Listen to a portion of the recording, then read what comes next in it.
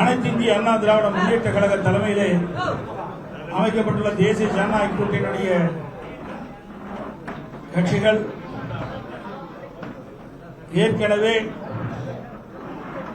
கூட்டணியில் அமைந்துள்ள கட்சிகளுக்கு ஒவ்வொரு கட்சிகளுக்கும் எத்தனை இடம் என்று அறிவிக்கப்பட்டு விட்டது. இப்பொழுது அறிவிக்கப்பட்ட அதன்படி எந்தெந்த தொகுதி எங்கள் கூட்டணியில் இடம்பெற்றுகின்ற கட்சிகள் ஒதுக்கப்படும் என்ற அறிவிப்பை இப்பொழுது வெளியிடுகின்றேன். பாரதிய ஜனதா கட்சி, தேசிய ஜனநாயக கூட்டணியில் அங்கமைக்கின்ற பாரதிய ஜனதா கட்சி ஏற்கனவே 27 இடங்கள் வருகின்ற சட்டமன்ற பொதுத் தேர்தலில் போட்டியிடுவதற்கு ஒதுக்கப்பட்டுள்ளன.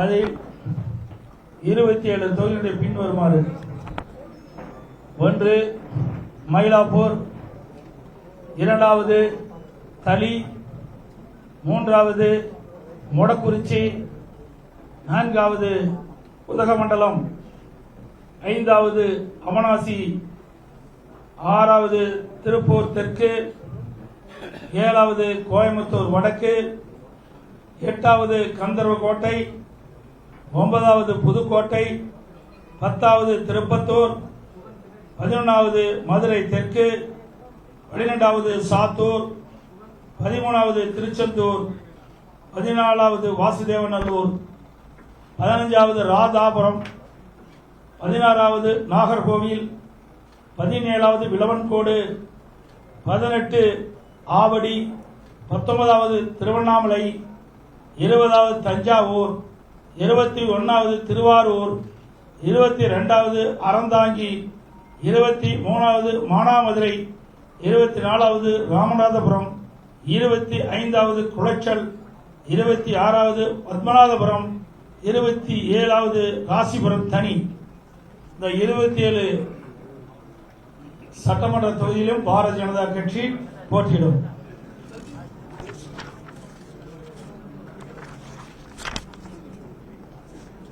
தேசிய ஜனநாயக கூட்டணியில் அங்கமைக்கின்ற பாட்டாளி மக்கள் கட்சிக்கு 18 இடங்கள் ஏற்கனவே அறிவிக்கப்பட்டிருக்கின்றன. அந்த 18 இடங்களில் உள்ள சட்டமன்ற தொகுதியிலே எந்தெந்த தொகுதிகள் ஒதுக்கப்பட்ட விவரத்தை இப்பொழுது தெரிவிக்கின்றேன். 1 சேலம் மேற்கு, 2வது தர்மபுரி, 3வது பெண்ணாகரம், 4வது விக்கிரவாண்டி, 5வது சோளிங்கர், 6வது மயிலாடுதுறை, 7வது திருப்போரூர், 8வது உத்திரமேரூர், 9வது ஜெயங்கொண்டம், 10வது போலூர், 11வது செஞ்சி, 12வது விருதாச்சலம், 13வது ரிஷிவந்தியம், 14வது காட்டுமன்னார் கோயில், 15 கீழ்வேலூர், 16 பெரம்பூர், 17 சேலம் வடக்கு, 18 அம்பத்தூர். இந்த 18 சட்டமன்ற தொகுதிகள் பாட்டாளி மக்கள் கட்சி போட்டியிடும்.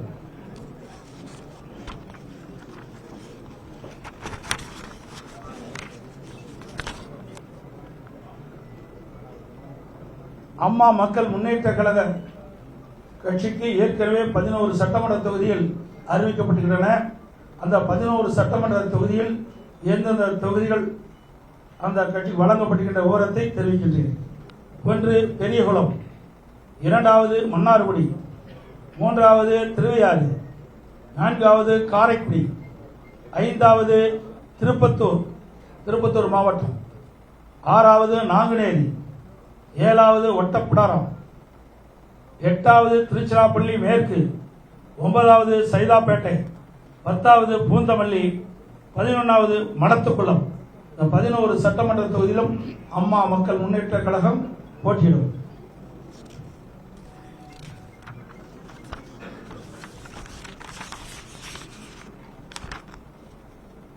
தமிழ் மாநில காங்கிரஸ் கட்சிக்கு 5 சட்டமன்ற தொகுதிகள் ஒதுக்கப்பட்டுள்ளன.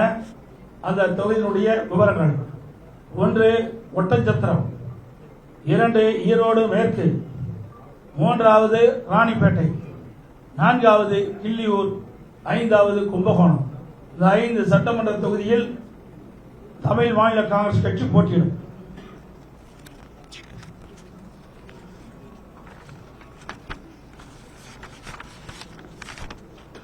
இந்திய ஜனநாயக கட்சி போட்டியிடுகின்ற விவரங்கள்: 1 பல்லாவரம், 2 குன்னம், 2 சட்டமன்ற தொகுதியிலும் இந்திய ஜனநாயக கட்சி போட்டியிடும்.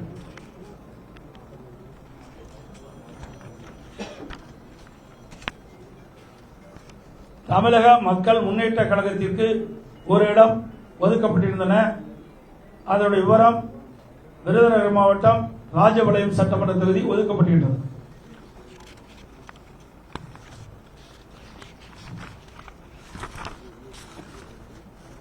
புரட்சி பாரத கட்சிக்கு ஒரு இடம் ஒதுக்கப்படுகின்றது. அதனுடைய விவரம்: திரு கீழ் வைத்தியான் குப்பம், கீழ் வைத்தியான் குப்பம், இன்றைக்கு அந்த கேவி குப்பம் தனி அந்த தொகுதிக்கு, இந்த தொகுதியை புரட்சி பாரத கட்சிக்கு ஒதுக்கப்படுகின்றன. அனைத்து இந்திய அண்ணா திராவிட முன்னேற்ற கழக தலைமையில் அமைக்கப்பட்ட தேசிய ஜனநாயக கூட்டணியில் அங்கம் வைக்கின்ற கட்சியினுடைய தொகுதி பட்டியல் அறிவிக்கப்பட்டுவிட்டது, நிறைவு ஆகிவிட்டது. எஞ்சிய தொகுதியில் அனைத்து இந்திய அண்ணா திராவிட முன்னேற்ற கழகம் போட்டியிடும். இது போக மீதி கழிச்சுக்கீங்க. நீ கணக்கு போட்டுங்க. நான் சொன்னேன்ல எத்தனை இடம் நீ கணக்கு. மீதி எஞ்சிய தொகுதியில் அனைத்தும் அனைத்து இந்திய அண்ணா திராவிட முன்னேற்ற கழகம் போட்டியிடும்.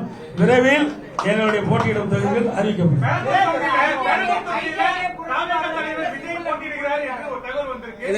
பெரம்பூர் தொகுதியில தாவேக தலைவர் விஜய் போட்டியிட இருக்கிறார் தகவல் சொல்றாங்க. அவர்களை எதிர்த்து அதிமுக நேரடியாக களம் காணவில்லையா? இது என்ன கேள்வி? கூட்டணின்னு அமைத்த பிறகு எல்லாம் சமமா தான் பார்க்கணும். இவர் பெரியவர் அவர் பெரியவர் அங்க இடம் கிடையாது. எங்க கூட்டணி பொறுத்த வரைக்கும் அனைவரும் சமம். எல்லா கட்சிக்கும் பலம் இருக்கின்றது. ஒவ்வொரு கட்சியும் சேர்ந்தால்தான் வெற்றி பெற முடியும். சிறுதுளி பெருவெல்லும். ஆகவே இந்த கட்சி சின்னது அந்த கட்சி சின்னது எல்லாம் இங்க இடமே கிடையாது. இங்க எங்க கூட்டணியில் அங்க வைக்கின்ற கட்சிகள்லாம் ஒரே விவரம் தான் பார்க்கிறோம். எங்க கட்சி அத்தனை பேரும் ஒருமுகமாகத்தான் பார்க்கிறோம். அதனால அனைத்து கட்சி எங்க 234 தொகுதிகளும் எங்களுடைய கூட்டணி கட்சியுடைய வேட்பாளர்கள் வெற்றி பெறுவார்கள். அதிமுக ஆட்சி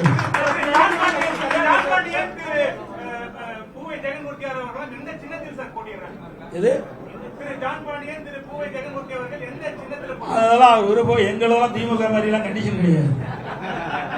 எங்க கட்சியில் இருக்கிறதெல்லாம் ஜனநாயக முறைப்படி செயல்படுகின்ற கட்சி. அந்தந்த கட்சிகள் என்ன விருப்பம் இருக்குதோ அந்த கட்சியின் அடிப்படையில் போட்டியிடும்.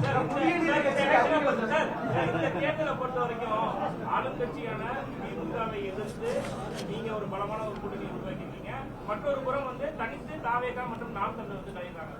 இப்ப இந்த தேர்தல் மூலமா இந்த எதிர்ப்பு ஓட்டுகள், அதிருப்தி ஓட்டுகள், அரசு மீதான அதிருப்தி ஓட்டுகள் பிரியறதுக்கான வாய்ப்புகள் உள்ளதா சொல்லப்படுது. இது உங்களுக்கு எப்படி அது பாதகமா இருக்குமா சாதகமா இருக்கு? ஊடக நபருக்கும் பத்திரிகை நபருக்கும் சொல்லி தெரிய வேண்டிய அவசியமே இல்லை.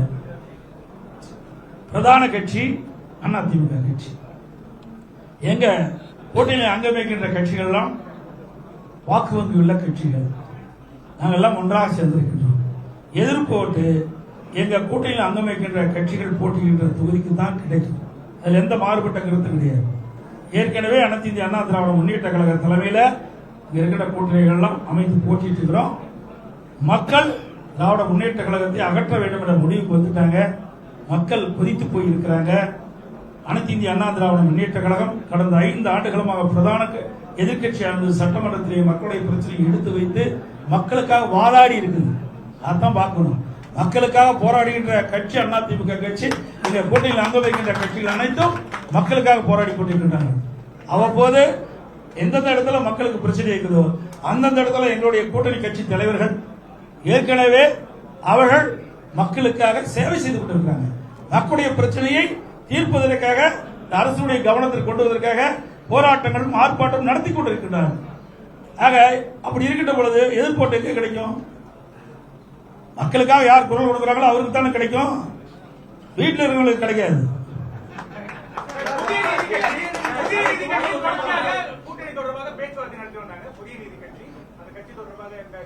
அதாவது அறிவிப்பு இல்லையெல்லாம் இருக்காதுங்க. எங்களுக்குள்ள பல இது இருக்குது.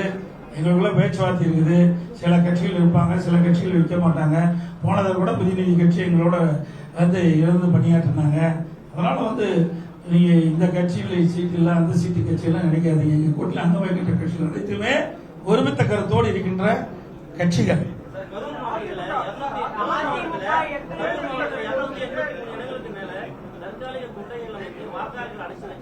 சாப்பாடு, அவங்களுக்கு பிரியாணி, சரக்கு, காசு எல்லாம் கொடுக்கறதா புகார் கொடுத்திருக்காங்க.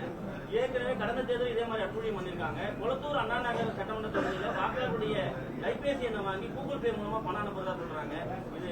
இதையெல்லாம் தயவு செய்து பத்திரிகையில போடுங்க, ஊடகத்துல போடுங்க, மக்களுக்கு தெரியட்டும். இதையெல்லாம் கொண்டு போய் சேர்க்கக்கூடிய பொறுப்பு ஊடகத்துக்கும் பத்திரிகை தான். நாங்க வந்து தேர்தல் ஆணையத்துக்கு தான் கொடுப்போம். ஆனா பத்திரிகை என்பது, ஊடகம் என்பது மிகப்பெரிய ஆயுதம். இதை நீங்க பயன்படுத்தி நாட்டில் நிலவுகின்ற பிரச்சனையை, நீங்க சொன்ன மாதிரி இன்னைக்கு கரூர்ல பூரா கொட்டகை போட்டு வச்சிருக்காங்க. ஆடு மாடு அடைக்கிற மாதிரி மக்களை அடைக்கின்ற ஒரே கட்சி திமுக கட்சி. பண பலத்தை வச்சு மக்களை விலைக்கு வாங்கலாம்னு நினைக்கிறாங்க. அது ஒருபோதும் நடக்காது. இவருடைய 5 ஆண்டு கால ஆட்சியை மக்கள் பார்த்துட்டாங்க. ஆக இன்றைக்கு மக்கள் இந்த ஆட்சியை தூக்கி எறிய தயாராகிவிட்டார்கள். எந்த கொட்டகை போட்டாலும் மக்கள் மக்களுடைய மனதை மாற்ற முடியாது. அதனால ஊடக நபர்கள், பத்திரிகை நபர்கள் அருள்கூர்ந்து வேண்டி கேட்டுக்கொள்வது, இந்த கொட்டையெல்லாம் காட்டுங்க. எங்கிட்ட தான் கேள்வி கேட்கறீங்க, இந்த கொட்டையை காட்டுங்க, தயவு செய்து காட்டுங்க. தேர்தல் ஆணையத்துக்கு போகட்டும். நாங்கள் ஏற்கனவே எங்களுடைய மாவட்ட செயலர் திரு விஜயபாஸ்கர் அவர்கள் மாவட்ட ஆட்சித்தலைவர்கிட்ட கொடுத்திருக்காரு, காவல்துறையிட்ட கொடுத்திருக்காரு. அவர்களாம் என்னங்கிறாங்க, தனியார் இடத்துல போட்டிருக்காங்க, நாங்களாம் ஆடு மாடு அடிக்கிறாங்க. ஆடு மாடுனா மக்கள் தான் ஆடு மாடா நினைக்கிறாங்க.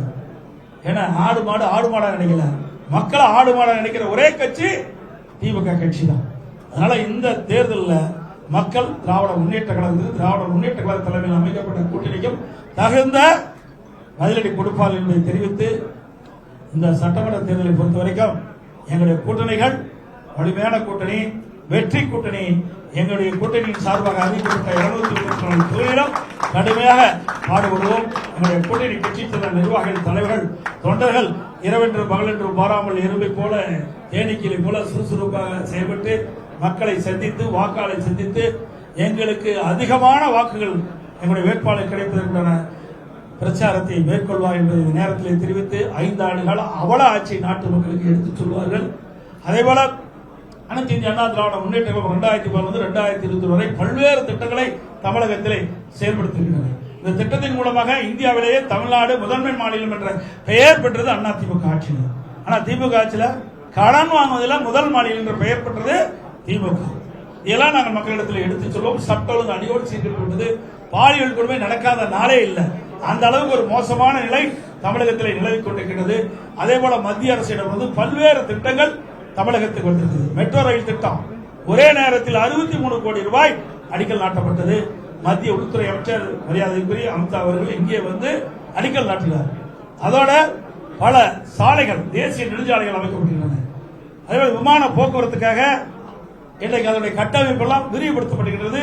புதிய விமான நிலையங்கள் பாத்தீங்கன்னா தூத்துக்குடி திறந்திருக்கிறாங்க, திருச்சி திறந்திருக்கிறாங்க.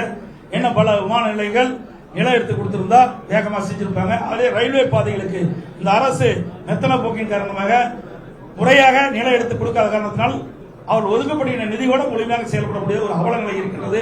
மத்திய அரசை பொறுத்த வரைக்கும் மத்திய அரசிலிருந்து கிடைக்கின்ற திட்டங்கள் முழுமையாக அவர்கள் வழங்கிக் கொண்டிருக்கின்ற செய்தி இந்த நேரத்தில் தெரிவித்து, மத்திய அரசு மாநில அரசு இணைந்து செயல்பட்டால்தான் மக்களுக்கு தேவையான நன்மைகள் செய்ய முடியும். அந்த அடிப்படையில் தான் எங்களுக்கு கூட்டணி எல்லாம் அமைந்திருக்கு என்பதை மகிழ்ச்சியோடு தெரிவித்து, வரி இந்த ஊடகங்களுக்கு நன்றி தெரிவித்து விடுகிறேன். நன்றி, வணக்கம்.